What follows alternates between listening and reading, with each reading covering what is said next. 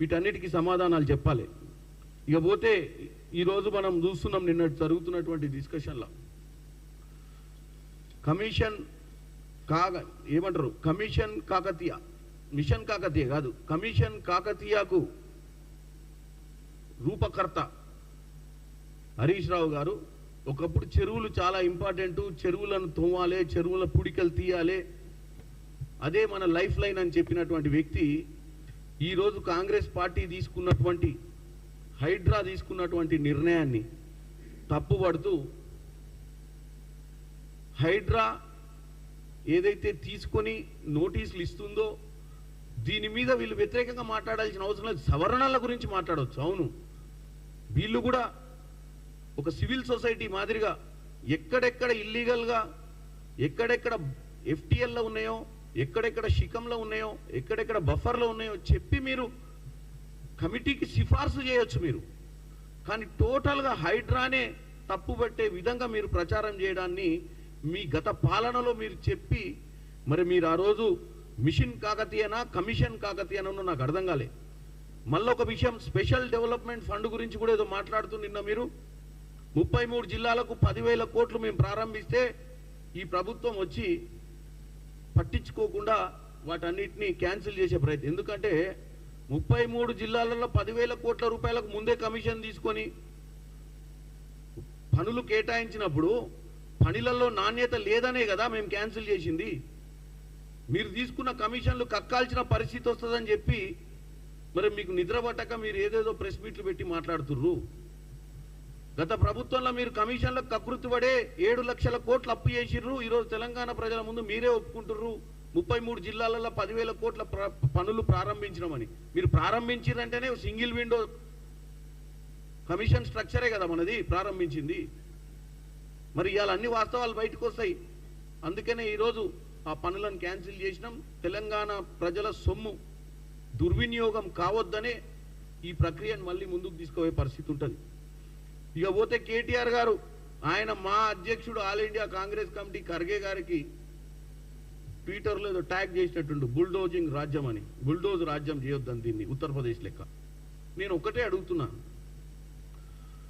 కేటీఆర్ గారు మీరు మున్సిపల్ మంత్రిగా, ఒక ముఖ్యమంత్రి కుమారునిగా, ఒక మున్సిపల్ మంత్రిగా ఉండి నాలాల మీద చేసిన కబ్జాలనే తొలగని మీరు ఇవాళ మా ప్రభుత్వం వచ్చి నాలాల మీద కబ్జాలు తొలగిస్తుంటే, మా ప్రభుత్వం వచ్చి అది కాంగ్రెస్ లీడర్ అయినా ఏ లీడర్ అయినా చట్టానికి ఎవరు చుట్టం కాదు అని చెప్పి ఈరోజు హైడ్రా పనిచేస్తుంటే, ఒక మున్సిపల్ శాఖ మంత్రిగా ఉండి మీరు అసలు ఈమెయిల్ రాయడం కానీ ఎక్స్లో మెసేజ్లు పెట్టడం కానీ అసలు వింత విచిత్రంగా ఉంది మాకైతే. ఒక మున్సిపల్ మంత్రిగా ఉండి కన్స్ట్రక్షన్ లీగలా ఇల్లీగలా తెలియకుండా లీజుకు తీసుకొని ఉన్నటువంటి నీవు ఈరోజు ఈ ప్రభుత్వాన్ని బుల్డోజ్ ప్రభుత్వం అంటున్నావు. మరి నిన్ను నేను ఏమనాలి అని నాకు అర్థం కావట్లేదు. ఇక పోతే బండి సంజయ్ గారు మంత్రి అయిండు, అంతకుముందు కాంగ్రెస్ పార్టీ అధ్యక్షుడు ఉండే బీజేపీకి. అప్పుడప్పుడు ఆవేశం ఎక్కువ పడి ఏం మాట్లాడుతూ అర్థం కాదు.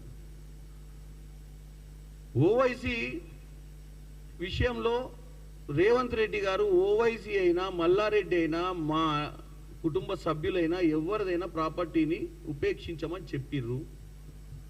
కాలేజీలు ఉన్నాయి కాబట్టి పల్లా రాజేశ్వర్ రెడ్డికి సంబంధించినటువంటి ల్యాండ్ కానీ, మల్లారెడ్డికి సంబంధించినటువంటి ల్యాండ్ కానీ, ఓవైసీకి సంబంధించినటువంటి ల్యాండ్ కానీ అకాడమిక్ ఇయర్ స్టార్ట్ అయింది, ఆ విద్యార్థులను ఎక్కడో ఒక అకామిడేట్ చేయాల్సిన పరిస్థితి ఉంది కాబట్టి వాళ్ళకి సమయం ఇస్తున్నా అని ఆల్రెడీ చెప్పడం జరిగింది. దీనికి ఎందుకు ఆవేశపడి ఒకటే మాట్లాడుతున్నారో నాకు అర్థం కావట్లేదు. తెలంగాణ ప్రజలు చూసిర్రు, అన్ని పత్రికలల్లా క్లియర్గా నక్షతో సహా చూపించారు ఏ కాలేజ్ ఎక్కడుంది, ఏ కాలేజ్ ఎట్లా కబ్జాకు గురైంది, ఏ కాలేజ్ చెరువులు కట్టిర్రు అనేది. మళ్ళీ మీరు పదే పదే చెప్పిందే చెప్పి ప్రజలను తప్పుతో పట్టియొద్దు. ఓవైసీ కాలేజ్ అయినా ఎవరిదైనా కానీ కొట్టేస్తారు అని చెప్పి రేవంత్ రెడ్డి గారు చెప్పారు కదా. ఇంకా మళ్ళీ మీకు ఎందుకు డౌట్ వస్తుంది? ఏ రోజైతే ఇవన్నీ మీకు ఒకవేళ సునకానందం పొందాలనుకుంటే ఏదైనా బిల్డింగులు కూలగొట్టినప్పుడు మిమ్మల్ని డెఫినెట్గా అటువంటి బిల్డింగులు కూలగొట్టినప్పుడు బండి సంజయ్ గారిని ఒక మంచి గ్యాలరీ ఏర్పాటు చేసి ఒక కొంచెం దూరంలో కుర్చీలు వేసి కూసబెట్టి కూలగొట్టేటప్పుడు మీరు వీక్షించే విధంగా పెడతామని చెప్తున్నాను. ఎందుకంటే మీరు కొన్ని బిల్డింగ్ల మీకు బాగా ఆసక్తి ఉంది. అవి కూలగొట్టినప్పుడు మీ ఆనందాన్ని మీరు డెఫినెట్గా మీ యొక్క ఆనందాన్ని మీరు ఆస్వాదించే విధంగా మీకు ఆ ప్రక్రియను కూడా క్రియేట్ చేస్తాం అవసరమైతే. అప్పుడు తర్వాతనన్నా మీరు పొగడండి. మీ నాయకులే విశ్వేశ్వరరెడ్డి గారు పదే పదే చెప్తుండు, ప్రభుత్వంని మనం అందరం సపోర్ట్ చేయాలి. మంచి కార్యక్రమాలు తీసుకున్నప్పుడు హైడ్రాను మనం సపోర్ట్ చేయాలి. హైడ్రాకి తారతమ్యం లేకుండా, పెద్ద చిన్న లేకుండా, ఎవరు ఎఫ్టీఎల్ ఉన్నా, ఎవరు బఫర్లు ఉన్నా, ఏ ప్రక్రియ ప్రకారం పోతుర్రో ఎవరి కోసం కూడా వెనకడుగు వేయొద్దని చెప్పారు. నిన్న కూడా మీరు చూసిర్రు, రేవంత్ రెడ్డి గారి సోదరుడు ఆయనంతలో ఆయన స్వచ్ఛందంగా అక్కడ ఉన్నటువంటి బఫర్లో ఆయన ఇల్లు ఉందని చెప్తే అమర్ సొసైటీలో ఆయనే వచ్చి చెప్పిండు, నోటీసులు ఇచ్చారు. డెఫినెట్గా మీరు ఇది బఫర్లో ఉంది, ఇది కూల్చాలని తెలియజేస్తే నా సామాన్ ముందే చెప్తే నా ఇంట్లో ఉన్న కొంత సామాన్ని నేను తరలించుకుంటే తర్వాత గుల్లగొట్టుకోమని చెప్పారు. నేను అనేది ఏంటంటే అది ఎవరైనా సరే, అది ముఖ్యమంత్రి అయినా, ఓవైసీ అయినా, కేటీఆర్ అయినా, చామల కిరణ్ కుమార్ రెడ్డి అయినా, ఎవరైనా మన దగ్గర బఫర్లో ఉంటే, ఎఫ్టీఎల్లో ఉంటే ఉపేక్షించడానికి మా అంతలో మేమే, మా మంత్రులు పొంగులేటి గారు వచ్చారు ముందుకు, మీరు ఓకే మీరు చెప్తే పొంగులేటి గారికి ఉందని, మదియాష్కి గారికి ఉందన్నారు, ఆయన చెప్పిండు ఉంటే కూలగొట్టుకోమని. అక్కడ ఎవరు మహేందర్ రెడ్డిది ఉందన్నారు, మహేందర్ రెడ్డి కూడా అన్నాడు కూలగొట్టుకోమని. ఇంకా మీకు ఏం డౌట్స్ ఉన్నాయి?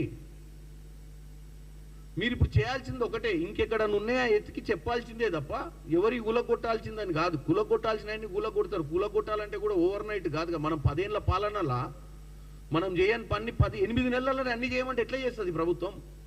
హైడ్రా అనేది నెల రోజులు కూడా కాలే వచ్చి పని చేసుకుంటూ ముందుకు పోతుంది.